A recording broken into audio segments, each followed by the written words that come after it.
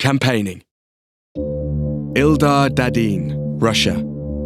A Russian opposition and LGBT rights activist, Ildar Dadin was the first and remains the only person to be convicted under a notorious 2014 Public Assembly law.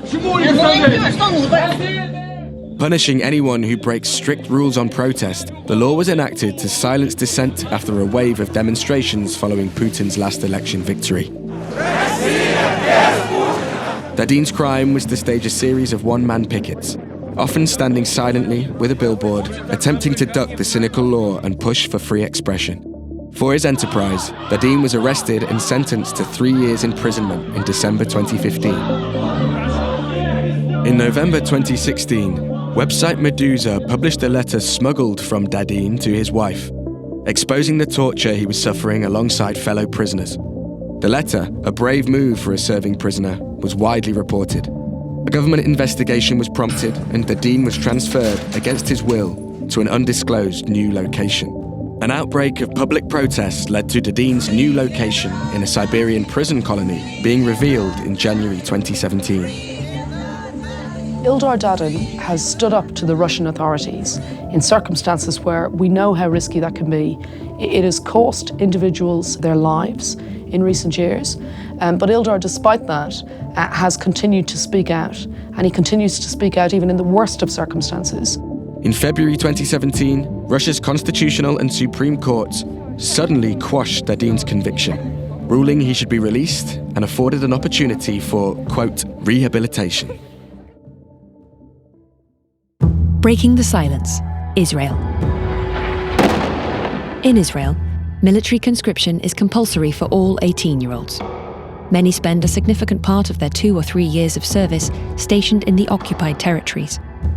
Founded in 2004 by young people returning from serving in Hebron, Breaking the Silence collects testimonies from conscripts to share with the wider public in Israel. The goal, say the organization's founders, is to expose the harsh realities of everyday life under occupation. They seek to bring more fairness and justice to army protocol through doing so. Despite their positive message, the group have repeatedly come under attack for their work. They represent something that is extremely important to keep a worldwide focus of attention on, and they're doing incredible work. Recently, the pressure ramped up after they published a damning set of testimonies from soldiers involved in Operation Protective Edge, the 2014 ground offensive in Gaza. Breaking the Silence have been labelled an extremist organisation by Prime Minister Benjamin Netanyahu and attacked by several senior cabinet members. A new law has enabled the education minister to ban them from taking speakers into high schools, cutting them off from a key pre-conscription audience. And a government legal challenge has petitioned for them to break the anonymity of their sources, a move that would effectively silence the organisation. In spite of all this, Breaking the Silence have not been deterred.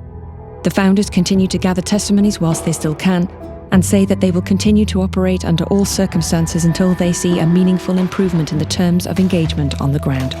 They're doing invaluable work in this area, and at a time when it's absolutely essential that the light is kept on. Marti Monjib, Morocco. A history professor at the University of Rabat in Morocco, Marti Monjib co-founded Freedom Now. A leading coalition of Moroccan human rights defenders, Freedom Now seeks to organise for and assert democratic freedoms.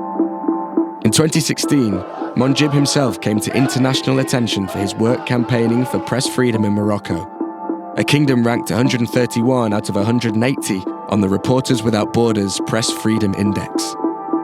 With advocacy efforts including leading investigative journalism workshops and disseminating a smartphone app called Storymaker, Monjib has aimed to encourage simple, reliable citizen journalism. Accusing editors of cronyism, he says that the current offerings in his country fall far short of the mark. For his work encouraging a freer media sector, Monjib has been repeatedly arrested and currently faces trial, accused of being a puppet of foreign authorities and seeking to destabilise Morocco. Challenging accusations that he has been working to undermine state authority, Monjib has had to use numerous tactics, including hunger strikes, to win international attention. He has suffered multiple raids on his home, and he says his professional reputation is now in tatters. Mati Monjib's work is having clear impact. You can tell that by the way in which the Moroccan authorities are reacting to him. Monjib says he will nonetheless continue to organise and lead the fight for basic human rights. We are all entitled, he says, to a press safe from police or state involvement. Arco Iris, Honduras. With a political climate that has become ever more repressive since a military coup ousting Liberal President Manuel Zelaya in 2009, Honduras is suffering from an epidemic of hate crimes. Among the hardest hit are the LGBT community. One small grassroots organisation have been working hard to stem the tide.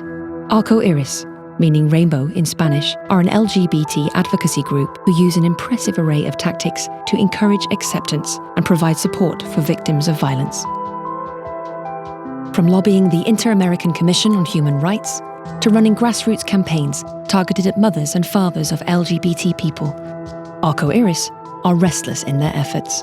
Between June 2015 and March 2016, 6 members of Arco Iris were killed for their work. Arco Iris are remarkable because Honduras is an extraordinarily dangerous place riddled with corruption and violence, and particularly dangerous for the LGBT community. And they've had 6 members of their organization killed in the work of protecting the LGBT community in Honduras. Many others continue to face intimidation, police and public harassment, and physical attacks. Undeterred, Arco Iris are still to be found running workshops with the police, hosting alternative award ceremonies, and organising public marches. All they want, they say, is to enable fellow Hondurans to get closer to what they call their diverse sons and daughters.